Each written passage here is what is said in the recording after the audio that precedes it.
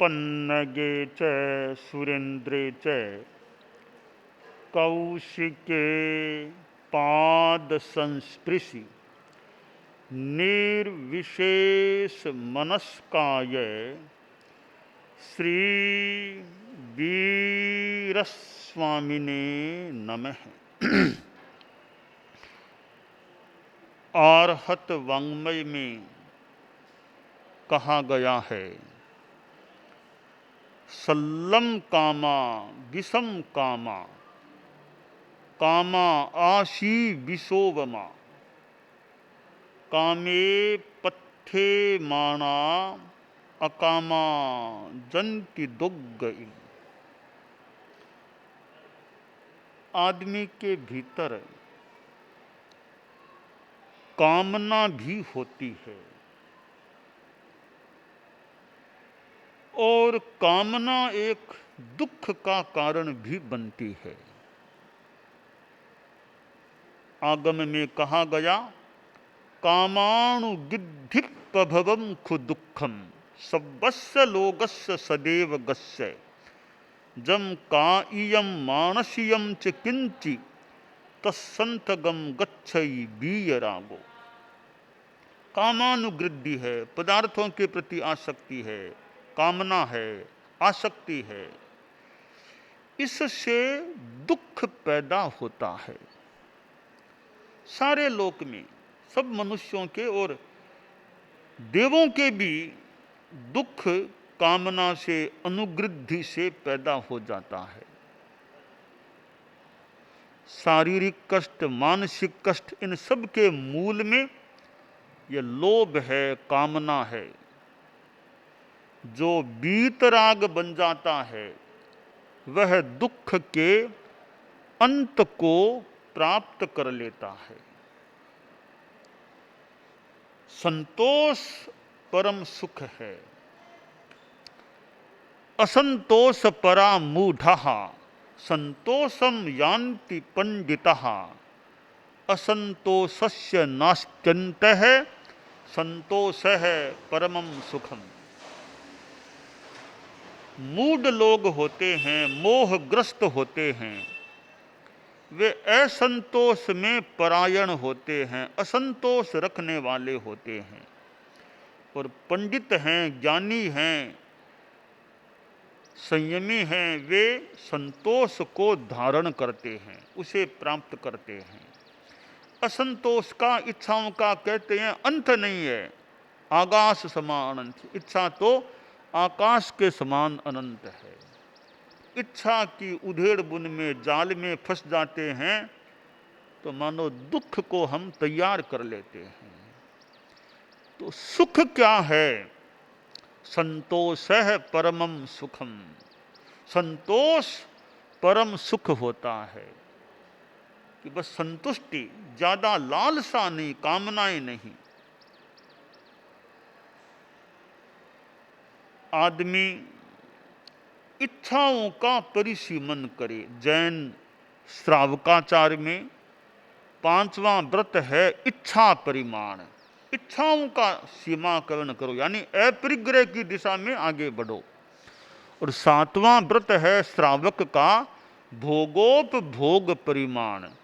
व्यक्तिगत जीवन में भोग का संयम करो, कपड़ों का संयम, खाने का संयम।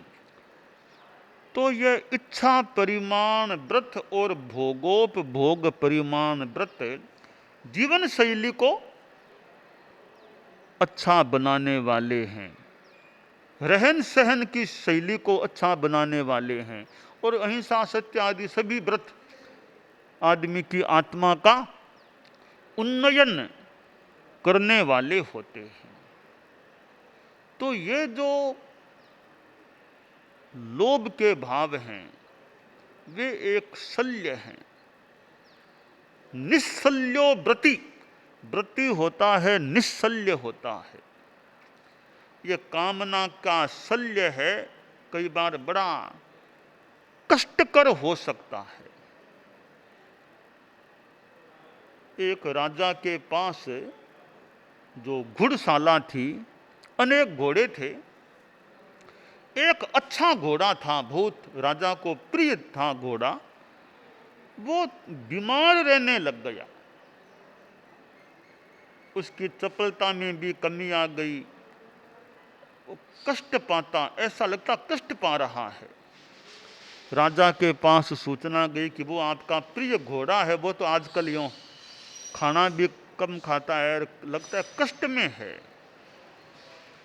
तो राजा ने कहा, भी उसको पशु चिकित्सक को बुलाओ, इलाज कराओ इस घोड़े का। पशु चिकित्सक को बुलाया गया। तो राजा ने खुद ने कहा कि आप इस घोड़े पर विशेष ध्यान गौर करो, क्या बात है, तकलीफ किस चीज की है, इलाज करो इसका। पशु चिकित्सक ने घोड़े को देखा, बीक लगता तो है कोई बीमार घोड़ा, कोई तकलीफ है, इसको कष्ट है। पर ध्यान दिया कि कष्ट का मूल कहां पर है। समस्या के मूल तक अगर चले जाएं तो फिर समाधान जल्दी आसान हो सकता है। एक तो समस्या को ऊपर ऊपर से देख लेना, एक समस्या का मूल क्या उसको पकड़ना। चिकित्सा जगत में आजकल ये कितने सीटी स्कैन, एमआरआई आदि आदि होते हैं, एक्सरे, सोनोग्राफी और आगे एमआरआई, सीटी स्कैन आदि, ये क्यों होते हैं? ये मूल तक जाने के लिए कि बीमारी का मूल क्या उसको पकड़ो। इसलिए वो इतनी जांचें, गहरी जांच कभी कभी करानी होती है कि बीमार है, अब दवाई दें कैसे, वो मूल पकड़ में नहीं आए, निदान नहीं हो जाए, तब तक किस चीज की बीमारी दें, किस चीज की दवाई देना, वो जानने के लिए ये सीटी स्कैन, एमआरआई, एक्सरे आदि जांचें करानी पड़ जाती है। एक आदमी समस्या के ऊपरी रूप को देखता है, एक गहरे में क्या है कारण उसको देखता है। दो वृत्तियां आती है, एक स्वानी वृत्ति, दूसरी स्वयं ही वृत्ति। जैसे कि एक कुत्ता है, कुत्ते की ओर कोई ढेला फेंको तो कुत्ता ढेले को चाटने लग जाए, ढेले को चाटने लग गया, ठीक है। एक शेर है, शेर की ओर कोई बाण दागे, बाण फेंके तो कहते हैं शेर यह ध्यान देगा कि बाण को फेंकने वाला कौन है, उस पर ध्यान दो। तो शेर बाण को फेंकने वाले पर ध्यान देता है और कुत्ता उस ढेले को चाटने लग जाता है। स्वानी वृत्ति क्या है? मूल में नहीं जाना, ऊपरी स्थिति को देख लेना। संयंगी वृत्ति क्या है कि मूल तक जाओ, फेंकने वाला कौन, कारण कौन, उसको पकड़ो। तो यह स्थिति है कि दहा बालो दुही बत्थुम बाहिरम निंदति विषम दुख पत्ति विनाशम तु विगा रिब्बन पत्ति। एक आदमी दुख की उत्पत्ति का कारण क्या उस पर ध्यान देता है। एक सामान्य बाल, जो सामान्य आदमी है, वो बाहर को देख लिया, भीतर में दुख का कारण क्या उस पर ध्यान नहीं देता है। तो समस्या को देखना और समस्या के मूल तक जाना, यह महत्वपूर्ण बात होती है। बच्चा था, मां अस्वस्थ हो गई, बच्चा मां का ऐसे छोटा ही था, फिर मां के प्रति बड़ी भावना रखता। तो बच्चा बोला, मां तुम तो बीमार हो गई, मुझे कोई सेवा बताओ, क्या सेवा करूं, क्या काम करूं, सेवा बताओ। तो मां बोली, देखो ये अपने मकान के बाहर जो कैंपस में बगीचा है ना, बगिया, उसमें तुम सिंचन का काम कर दिया करो। मैं तो अभी नहीं जाती हूँ, मैं काम वो करती हूँ, अभी तुम वह काम संभाल लो कि बगिया में सिंचन देना पानी से। कि ठीक है, मैं कर दूंगा। अब वो छोटा ही बच्चा था, अब कि माँ ने मुझे काम सौंपा है, तो वो पानी का पाइप वो लेकर के जाता और वो ऊपर ऊपर पत्तों पर ऊपर पानी छिड़क देता। कई दिन बीते, कहा माँ मैं रोज जाता हूँ, सिंचन करता हूँ, कर देता हूँ रोज। वो ऊपर ऊपर पत्तों पर पानी पानी डाल देता बस। कुछ दिन बीते, माँ अब स्वस्थ हो गई, तो माँ बोली अब वो काम, सिंचन का काम मैं कर लूंगी। तो अगले रोज माँ गई तो बगिया के पौधे कुमला गए थे। यह क्या किया बच्चा, सिंचन नहीं दिया? हाँ माँ दिया। कहाँ दिया? ऊपर। तुम तो नीचे पानी बेकार फालतू डालती हो, मैं पानी ऊपर डालता हूं, देख। माँ ने कहा रे ये ऊपर, मूल में सिंचन देना था। मूल में सिंचन दोगे तो ये पत्ते पत्ते सब हरे भरे रह जाएंगे, ऊपर ऊपर पानी डालोगे तो ये कुंबला जाते हैं। तो बच्चे ने बड़ा होने के बाद कहा कि लिखा कहा कि मेरे बचपन में जो माँ ने मुझे शिक्षा दी थी कि मूल पर ध्यान दो, मूल को सिंचो तो ऊपर वाले हरे भरे रहेंगे, ऊपर ऊपर ध्यान दोगे तो वे कुंबला जाएंगे।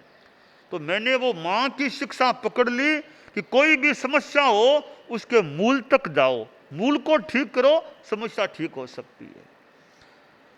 तो आगम की एक वाणी है, अगम च मूलम च विगिन च धीरे। धीर पुरुष मूल और अग्र दोनों का विवेचन करो, अग्र को भी देखो और मूल को भी देखो, दोनों को देखो।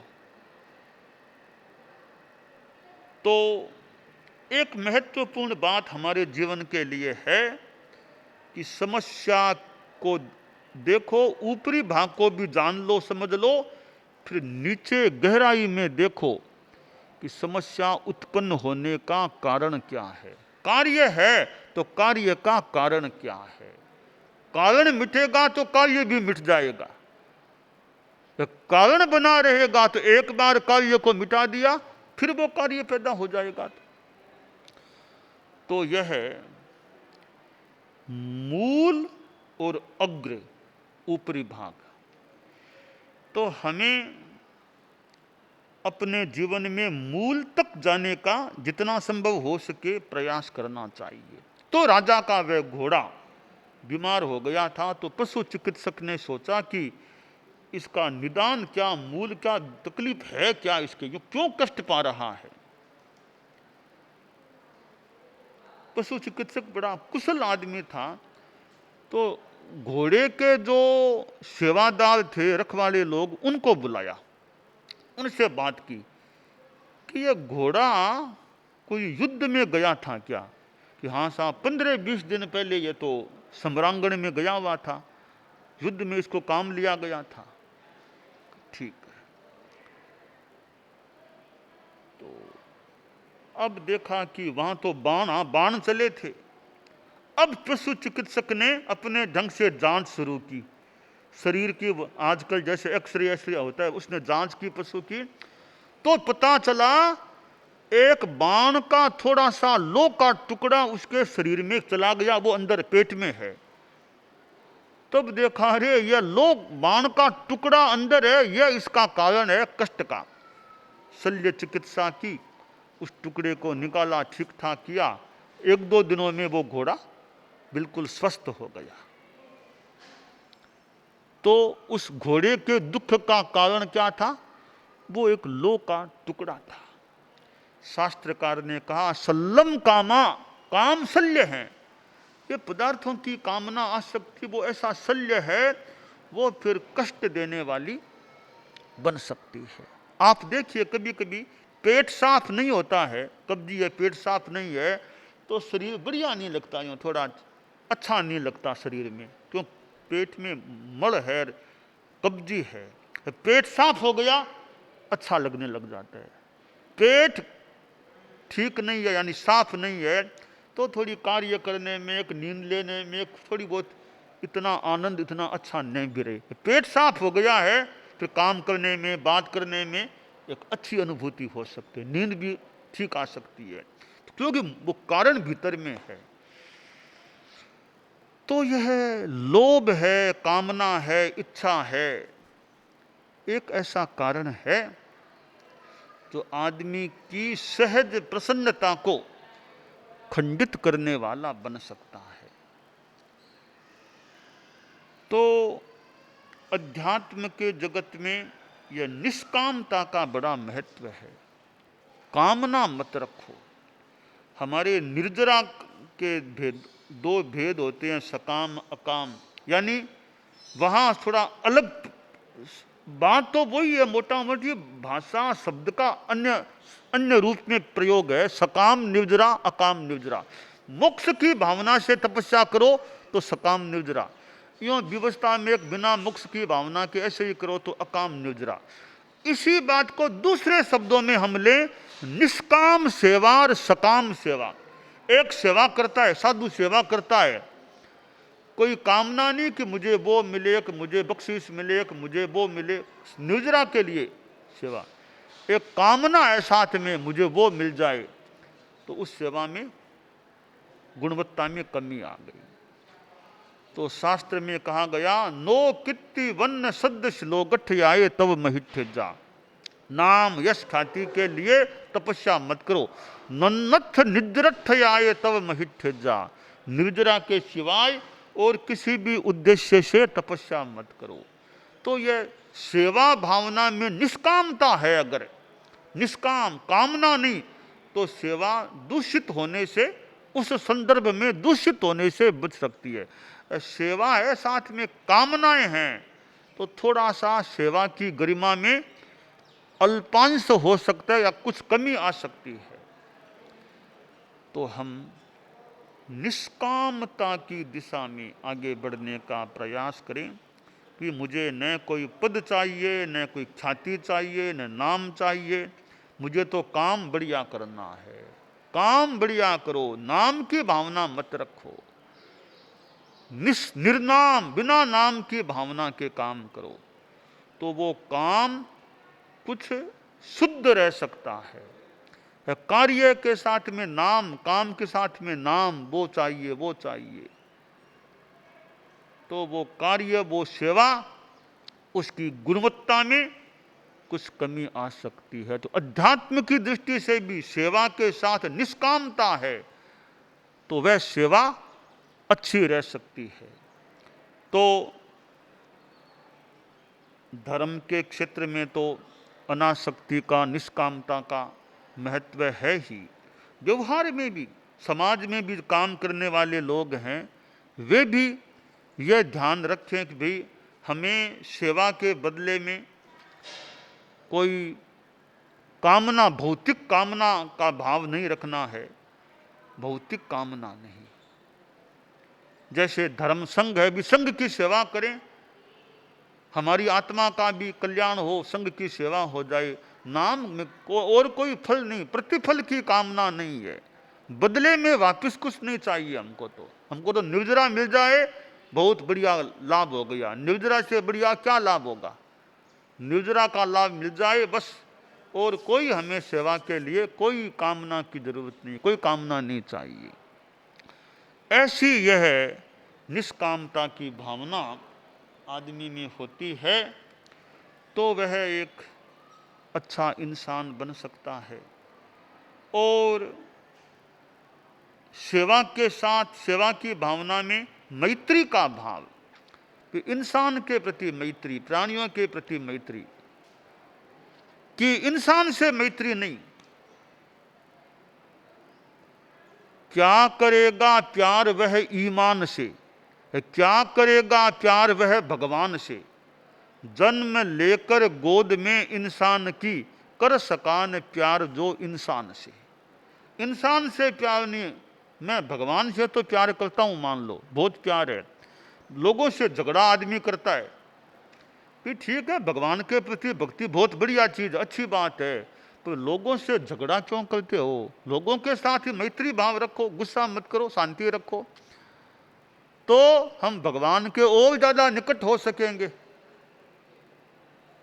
इंसान से झगड़ा करेंगे, पड़ोसी से झगड़ा करते हैं, दूसरों को धोखा देते हैं, तो वो तो बढ़िया नहीं है ना। तो भगवान की भक्ति करो, बहुत बढ़िया, अच्छी बात है, साथ में इंसान से भी अच्छा व्यवहार रखो, झगड़ा मत करो, बेईमानी मत करो, ईमानदारी रखो, मैत्री भाव रखो, तो वो भी एक प्रकार की हमारी भक्ति या कुछ भी मान लो अच्छी बात हो जाती है। तो जो शास्त्रकार ने कहा है सल्लम कामा विषम कामा कामा आशी विशोभमा कामे पत्थे माना अकमा अकामा जंति दुग्गिल।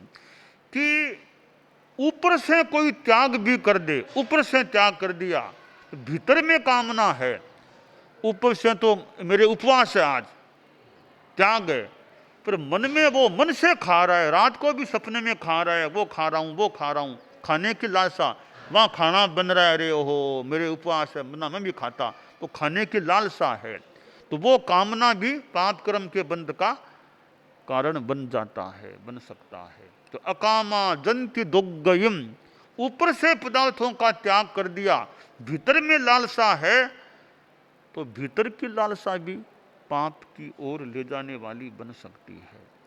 तो ऊपर से भी त्याग, भीतर से भी त्याग, दो बड़ा बैराग, बहुत अच्छी बात हो जाती है। ऊपर से भी त्याग है, भीतर से भी त्याग है। केवल ऊपर से त्याग नहीं, ऊपर से भी त्याग करो बढ़िया है, भीतर से भी त्याग करो, तो ऊपर भीतर अग्र और मूल दोनों ठीक हो जाए तो हमारा त्याग बढ़िया होगा। कोई मजबूरी में भोग नहीं करता कि कपड़े बढ़िया है ही नहीं, घर में नहीं पहन पाता, कपड़े घर में है नहीं, गरीब है इसलिए बढ़िया पोशाक नहीं पहन पाता, वो कोई त्याग नहीं है। कि आपके पास है ही नहीं, क्या पहनोगे आप? घर में बहुत चीजें हैं, फिर भी संयम सादगी है, बस सादगीपूर्ण जीवन है कि मुझे बहुत बढ़िया दिखावे के कपड़े नहीं चाहिए, बहुत गहने नहीं चाहिए, अच्छा काम करना है, मैं नहीं पहनूंगा बढ़िया कपड़े दिखावे के रूप में। यह आपका त्याग हो सकेगा।